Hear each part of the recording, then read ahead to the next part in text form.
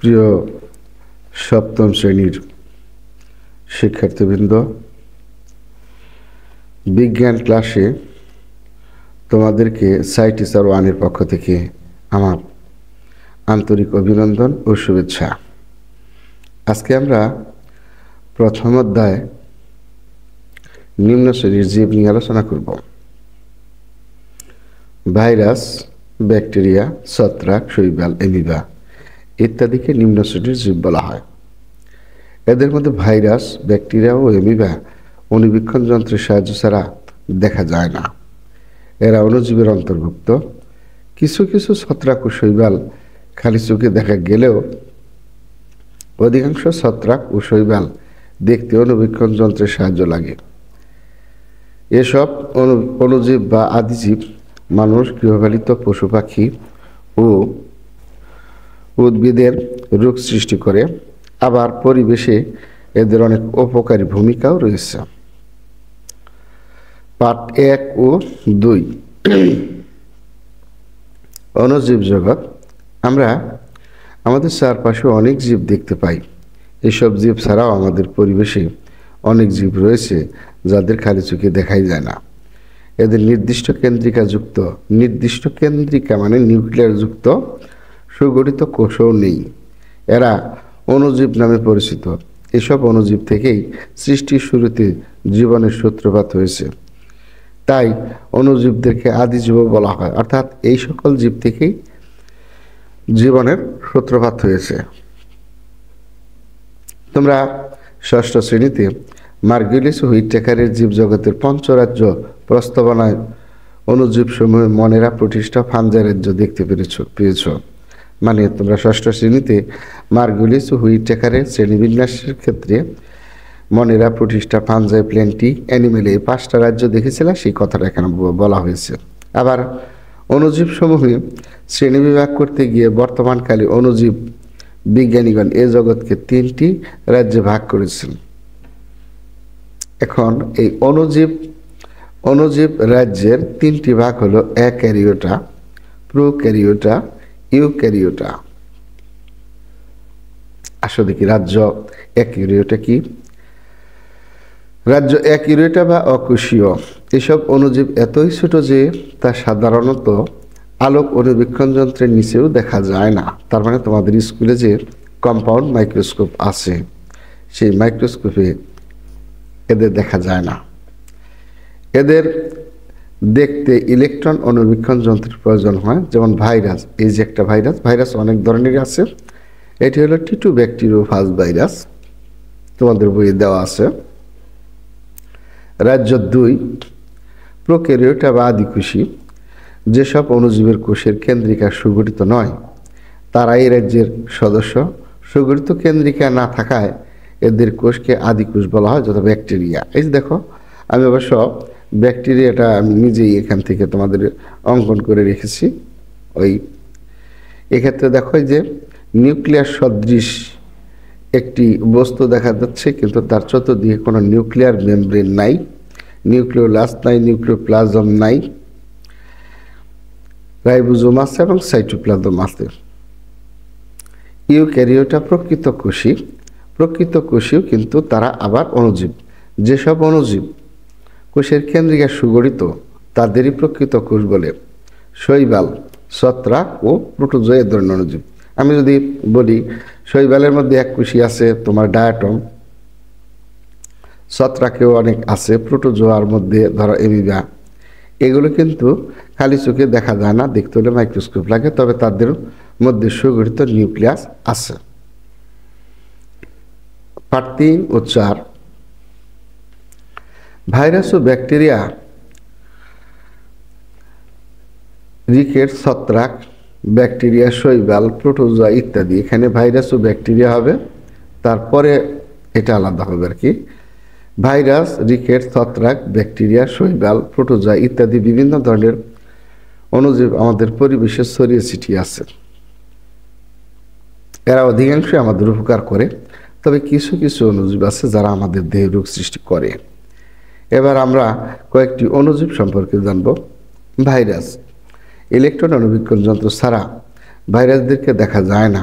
এরা সরলতম জীব। ভাইরাসের দেহে কোষপ্রাচীর, প্লাজমা লেমা, সংগঠিত নিউক্লিয়াস, সাইটোপ্লাজম ইত্যাদি কিছুই নেই। তাই ভাইরাস দেহকে অকোষীয় বলা হয়। অনেক সময় প্রশ্ন আসতে পারে যে ভাইরাস দেহকে অকোষীয় বলা হয় কেন, বা ভাইরাসকে অকোষীয় বলা হয় কেন? তখন তোমরা উত্তর করবে ভাইরাসের কোষপ্রাচীর, প্লাজমা লেমা, সুসংগঠিত নিউক্লিয়াস, সাইটোপ্লাজম ইত্যাদি কিছুই নেই, তাই ভাইরাসকে অকোষীয় বলা হয়। এরা শুধুমাত্র আমিষের আবরণ ও নিউক্লিক অ্যাসিড, আমিষের আবরণ নিউক্লিক অ্যাসিড, ডিএনএ বা আরএনএ, ডিঅক্সিরাইবো নিউক্লিক অ্যাসিড বা রাইবো নিউক্লিক অ্যাসিড এই নিয়ে গঠিত। অর্থাৎ বাইরের দিকে শুধু প্রোটিন বা আমিষের একটা আবরণ, ভিতরে আছে তোমার ডিএনএ বা আরএনএ। এদের আমিষ আবরণ থেকে নিউক্লিক অ্যাসিড বের হয়ে গেলে এরা জীবনের সকল লক্ষণ হারিয়ে ফেলে। অর্থাৎ যদি কোনোভাবে ভিতর থেকে এই নিউক্লিক অ্যাসিড বা ডিএনএ বা আরএনএ বেরিয়ে যায়, তাদের জীবনের সকল লক্ষণ হারিয়ে ফেলে। অন্য জীবদেহে যেমাত্র আমিষ আবরণ ও নিউক্লিক অ্যাসিডকে একত্র করা হয়, তখনই ভাইরাস জীবনের সব লক্ষণ ফিরে পায়। আবার পরি, অন্য জীবদেহে মানে যে কোনো জীবদেহে যদি যেমাত্র ওই আমিষের আবরণ বা নিউক্লিক অ্যাসিডকে একত্রণ করা হয়, তখনই ভাইরাসে জীবনের সকল লক্ষণ ফিরে পায়। ভাইরাস জীবনের সকল লক্ষণ ফিরে পায় মানে ওই অন্য জীবদেহে তো আমিষ আছেই, যদি ওই নিউক্লিক অ্যাসিডটা কোনোভাবে প্রবেশ করে দেওয়া হয়, তাহলে ওখান থেকে আমিষের আবরণ নিয়ে, নিউক্লিক অ্যাসিড নিয়ে সে দিব্যি নতুনভাবে জীবন শুরু করে। অর্থাৎ জীবিত জীবদেহ ছাড়া জীবদের বাইরে এরা জীবনের কোনো লক্ষণ দেখায় না। এ কারণে ভাইরাস প্রকৃত পরজীবী। তাহলে আবার আসতে পারে যে ভাইরাসকে প্রকৃত পরজীবী বলা হয় কেন? কারণ হলো এরা জীবদেহ ছাড়া বংশ বিস্তার বা জীবদেহ ছাড়া বাইরে কোনো জীবের লক্ষণ প্রকাশ করে না, বিধায় এরা প্রকৃত পরজীবী। ভাইরাসদের মধ্যে ব্যাকটেরিওফাজ ভাইরাস একটি পরিচিত ভাইরাস। এটা হলো ব্যাকটেরিওফাজ ভাইরাস। চিত্রে এদের গঠন সম্পর্কে ধারণা দেওয়া হলো। এই যে বাইরের দিকে দেখতেছি আমরা সরবুজ আকৃতির, এটাই হলো প্রোটিনের আবরণ, আর এই মাঝখানে ভিতরে আছে ডিএনএ, এটা কলার, এটা হলো লেজ, আর হলো স্পাইক বা স্পর্শক তন্তু। এরা মূলত ব্যাকটেরিয়াকে আক্রমণ করে বংশ বিস্তার করে। তাহলে ভাইরাসের আকার আকৃতি কীরকম একটু দেখে নিই। ভাইরাস গোলাকার, দণ্ডাকার, ব্যাঙ্গাসীন ন্যায় পাউরুটির ন্যায় হতে পারে। ভাইরাস মানবদের বসন্ত, হাম, সর্দি, ইনফ্লুয়েঞ্জা ইত্যাদি রোগ সৃষ্টি করে। ধানের টুংরু রোগ, তামাকের মোজাইক রোগ ভাইরাসের কারণে হয়। বসন্ত, হাম, সর্দি ইত্যাদি বায়ুবাহিত রোগ এই ভাইরাসের কারণেই হয়ে থাকে। এবার আসো আমরা ব্যাকটেরিয়া নিয়ে আলোচনা করি। ব্যাকটেরিয়ার কিছু কথা আমরা পূর্বে শ্রেণীতে জেনেছি, এবার একটু বিস্তারিত জানব। ব্যাকটেরিয়া হলো আদি নিউক্লিয়াস যুক্ত অসবুজ এককোষী অণুবীক্ষণিক জীব। আদি নিউক্লিয়াস যুক্ত মানে যার ভিতরে নিউক্লিয়াস পর্দাবিহীন নিউক্লিয়াস সদৃশ ক্রোমোজোম থাকে, সেটাই হলো আদি নিউক্লিয়াস। বিজ্ঞানী অ্যান্টনি ফন লিওনহোফ সর্বপ্রথম ব্যাকটেরিয়া দেখতে পান, মানে উনি আবিষ্কার করেন। ব্যাকটেরিয়া কোষ গোলাকার, দণ্ডাকার, কমা আকার বা কমার মতো, পেঁচানো মানে এই যে কমা দেখতেছে, যে কমা, এই কমার মতো, পেঁচানো ইত্যাদি নানা ধরনের হতে পারে। দেহের আকার আকৃতির ভিত্তিতে একে নিম্নরূপে শ্রেণীবদ্ধ করা হয়। কক্কাস বা গোলাকার, কক্কাস হচ্ছে গোলাকার। কোনো কোনো ব্যাকটেরিয়া কোষের আকৃতি কক্কাস, এই যে অসংখ্য গোলাকার একত্রে মিলে এরকম হয়েছে, এরা কক্কাস ব্যাকটেরিয়া। এরা এককভাবে অথবা দলবদ্ধভাবে থাকতে পারে। যেমন নিউমোনিয়া রোগ সৃষ্টিকারী ব্যাকটেরিয়া নিউমোকক্কাস হলো নিউমোনিয়া রোগ সৃষ্টি করে। ব্যাসিলাস অর্থ দণ্ডাকার, এরা দেখতে লম্বা দণ্ডের ন্যায়। এরা মানবদের ধনুষ্টঙ্কার, রক্ত আমাশয় ইত্যাদি রোগ সৃষ্টি করে, এই যে দণ্ডাকৃতি ব্যাকটেরিয়া। কমা, এরা বাঁকা দণ্ডের ন্যায় আকৃতি ব্যাকটেরিয়া। এই ধরনের ব্যাকটেরিয়া মানুষের কলেরা রোগের সৃষ্টি করে, ভিব্রিও কলেরা, এই কলেরা রোগের সৃষ্টি করে। স্পাইরিলাম এই ধরনের ব্যাকটেরিয়া আকৃতি পেছানো স্প্রিংয়ের মতো, এই জন্য এদেরকে স্পাইরিলাম বলা হয়। উপকারিতাটাই আমরা দেখব, তোমাদের বই উপকারিতাটাই দেওয়া আছে। মৃত জীবদেহ ও আবর্জনা পচাতে ব্যাকটেরিয়া সাহায্য করে। একমাত্র ব্যাকটেরিয়াই প্রকৃতি থেকে মাটিতে নাইট্রোজেন সংবন্ধন করে। রাইবোজোম ব্যাকটেরিয়া তোমার শিম জাতীয় গাছের গোড়ায় আশ্রয় নেয় এবং বাতাস থেকে সরাসরি নাইট্রোজেন এই শিম গাছের গোড়ার মধ্যে সংরক্ষণ করে দিতে পারে, অর্থাৎ বাতাস থেকে সংগ্রহ করে দিতে পারে। পাট থেকে আঁশ ছাড়াতে ব্যাকটেরিয়া সাহায্য করে, অর্থাৎ পাটকে যখন আমরা পানির মধ্যে জাগ দিই তখন এখানে ফার্মেন্টেশন ঘটিয়ে পাটের আঁশ ছাড়াতে সহযোগিতা করে।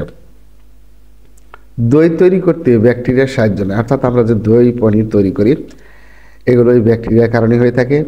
বিভিন্ন জীবন রক্ষাকারী অ্যান্টিবায়োটিক ব্যাকটেরিয়া থেকেই তৈরি। অ্যান্টিবায়োটিক মানে ওষুধ, যেগুলো খেলে আমাদের দেহের ভিতরে কঠিন রোগ জীবাণুগুলো মারা দেয়, সেগুলো ব্যাকটেরিয়া থেকে তৈরি করা হয়। ব্যাকটেরিয়া জিন প্রকৌশলের মূল ভিত্তি। জিন প্রকৌশল হলো এক ধরনের জেনেটিক ইঞ্জিনিয়ারিংয়ের মধ্যে পড়া, অর্থাৎ জিন বা চরিত্র, এইখানে চরিত্রের সংযোজন বা বিয়োজন করা হয় ব্যাকটেরিয়ার মাধ্যমে। এক ধরনের ব্যাকটেরিয়া আছে যাকে প্লাজমিড বলে, তার মাধ্যমে এই জিন আদান প্রদান করা হয়। এই জন্য বলছে যে ব্যাকটেরিয়া জিন প্রকৌশলের মূল ভিত্তি। কিছু কিছু ক্ষেত্রে জীবের কাঙ্ক্ষিত বৈশিষ্ট্য পাওয়ার জন্য জিনগত পরিবর্তনের কাজে ব্যাকটেরিয়াকে ব্যবহার করা হয়। কাঙ্ক্ষিত বৈশিষ্ট্য অর্থাৎ আমরা যখন কোনো কাঙ্ক্ষিত বৈশিষ্ট্য একটা জীব থেকে আরেকটা জীবের মধ্যে স্থানান্তর করব, তখন এই ব্যাকটেরিয়ার জিনকে আমরা সরাসরি ব্যবহার করে থাকি। তো যাই হোক, আশা করি তোমরা ভাইরাস, ব্যাকটেরিয়া এই সম্বন্ধে তোমরা ভালোভাবে বুঝতে পেরেছ। কোনো প্রশ্ন থাকলে অবশ্যই কমেন্ট বক্সে কমেন্ট করবে। পরবর্তীতে তোমাদের আরেকটি ভিডিও দেখার আমন্ত্রণ জানিয়ে এখানেই রাখছি। সবাই ভালো থাকো, সুস্থ থাকো। আল্লাহ হাফেজ।